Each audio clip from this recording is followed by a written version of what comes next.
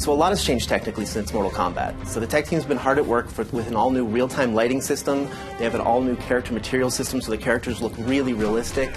We have multi-threaded the renderer, so we can just sort of render more stuff on the screen, so the game looks really incredible. Our engineers have really pulled out all the stops and are squeezing every bit of performance that we can get.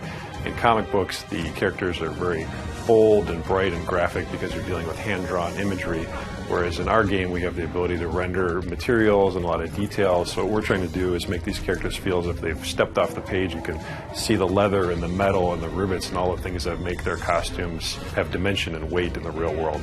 A lot of the action in Injustice is over the top. We have people grabbing cars and throwing them at people. We have people bouncing off objects all around the arena. And there's nothing more cinematic in the game than our super moves. Our super moves are these really big kind of blockbustery events that would probably blow out the budget on a summer blockbuster. So our mantra for this game has always been, this is the big blockbuster summer movie that you've always wanted to see with superheroes. The environment choice in Injustice is just as important as the character choice. We have several interactable zones spread out among each one of the environments, and they're not cookie cutter. They're not placed in the exact same place for each environment. So depending on your style of gameplay, you're going to want to pick an environment that kind of eases towards your style of gameplay. We have multiple levels on many of the arenas as well, and every time you play the game, it's going to be a little bit different. The button layout has changed in Injustice from Mortal Kombat. First, we got rid of the block button. You now hold back to block for all attacks. Also, 3 attack buttons, light, medium, and hard.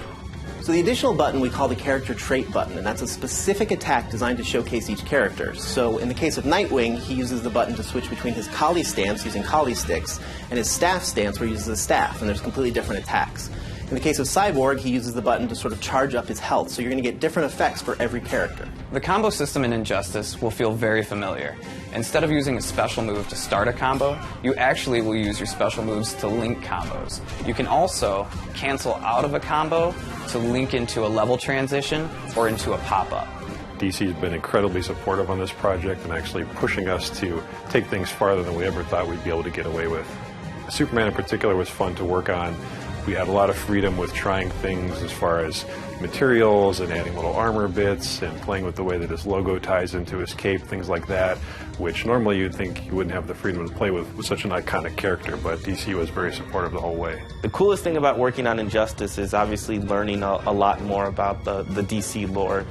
DC has such a wealth of information and such a wealth of knowledge about their characters that it's really fun to kind of pick the brain of working with them and figuring out what would make their characters fit in kind of the NetherRealm universe. You know, if Superman had to fight in a hand-to-hand fight, what would he do? What would Catwoman do in that kind of situation?